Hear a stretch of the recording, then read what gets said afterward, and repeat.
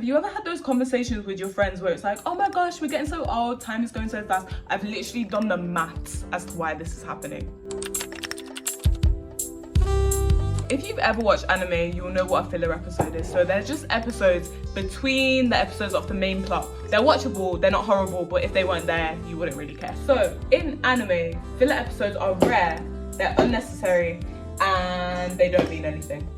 In real life, filler episodes are rare, they're fun, and we live for them. The reason why this is happening is because of the plot. When you're watching TV, the main plot, you'll do something crazy, they're saving someone, breaking out of prison, fighting, everything, it's interesting. Our real lives are boring, quote unquote. We do the same things every day. We wake up, we eat, we sleep, we go to work, we wash dishes, that's just how it is. So how does this relate to time? Let's do the maths.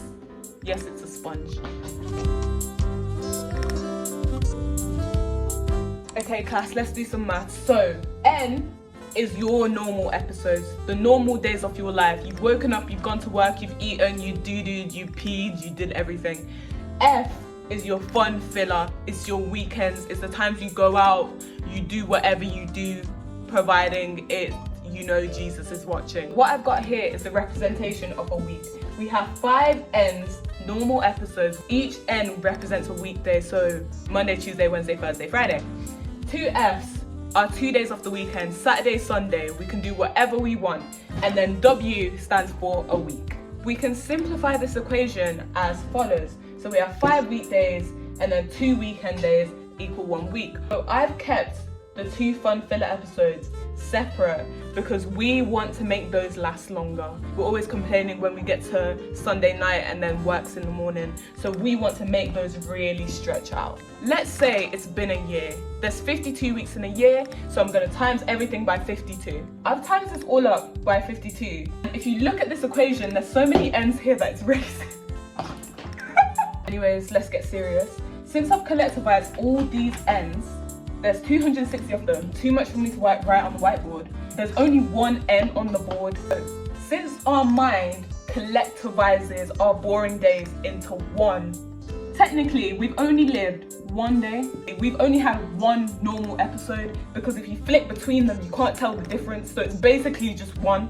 If you deleted the others, it doesn't matter. We don't forget our fillers though. So if we collectivize that and times it up, we have 52 times 2, that's 104. 104 fun filler episodes. And then that's equal to 52 weeks. But that makes no sense. We've said, okay, we've collectivized those days into 1 big boring day. And then we've lived 104 fun filler days. So that's 104 plus 1. Our total days lived is 105. But there's been 365 days of the year. So we feel like we've only lived 105 days of our lives when we've actually lived 365. Hence why, I've cracked the code. Hence why we feel like our lives are, in Jesus' name, stand up. If you imagine this as though you're walking over the equation, you will see this so much more in your brain. Sorry, can we just pause for a second? I'm literally just here to get things straight when the real Alicia isn't sure if she's making any sense. Let me visualize this for you. We experience time in the same way it feels for Alicia the test dummy to walk over this equation. If all her episodes were memorable, it would feel like she walked this far, but since it wasn't all memorable, we felt like we had to walk this far. Don't ask me how she came up with this nonsense, and no, she is not on drugs. Apart from that, thanks so much for watching our maths lesson. Please like, comment and subscribe for more. That maths teacher was quite good, you know. I might go back and subscribe. I encourage you guys to do the same. Who knows, she might be useful one day. But if what she said was true, that means we live more boring days than we do fun ones. So what is the point of life? It's arguable that life is like one big sick 1940s experiment on a toddler. Like, think about it. You've given a toddler Peppa Pig for 2-3 minutes, then for a whole week you change the channel, it's just pigs getting cooked and cooked. Sorry. The baby is a metaphor for us. Peppa Pig is a metaphor for our short filler episodes, and the idea of bacon being cooked covers the idea that for a period of time, we're taken away from the things that give us the most fulfillment to do the things that we need to do to survive. Back to the stream. I've seen a lot online Not about the pig and the baby, but about the general consensus that we're not supposed to live our life. The general consensus that we're not supposed to live our lives the way that we are. I've seen a lot of people say like, oh, we're not meant to have the 9-to-5 life. We're meant to be skipping through the woods butt naked. If you want to do that wilderness thing, like that's completely, you can do that today. But yeah, I don't know. There's more pressing questions now anyway. How do you have more fun without compromising your will to live? Well, the real answer is you can't. There's only 24 hours in a flipping day. My answer is with a little bit of sprinkles, like you actually can. For this part, I will do a little case study on SpongeBob SquarePants. The more I think about it, SpongeBob is literally just like us. He literally works, he sleeps, he hangs out with his best friend, he has a hobby, he goes and catches his jellyfishes. All SpongeBob does most of the time is just flip them Krabby Patties in that kitchen by himself, but he's always finding different ways to make it fun and interesting, even though he does it every single day.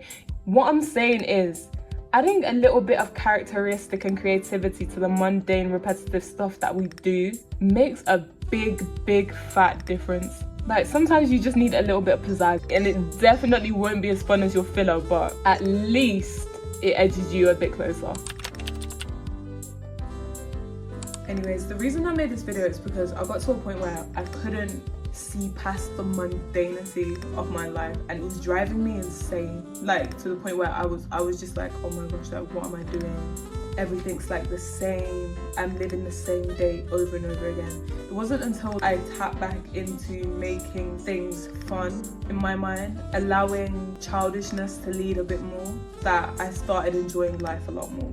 The only way I can describe how to do this practically is to let more of your intrusive thoughts win. Not the ones where you want to attack people. I'm not saying that I heard people think like that. I'm not talking about that. Let more of your intrusive thoughts win. Like when you want to do something silly, when you want to do something stupid, providing it won't ruin your life, like just let the thoughts win, because those little things that you do remind you that life isn't that serious. I'll even give an example. Hey guys, welcome back to Washing My Dishes.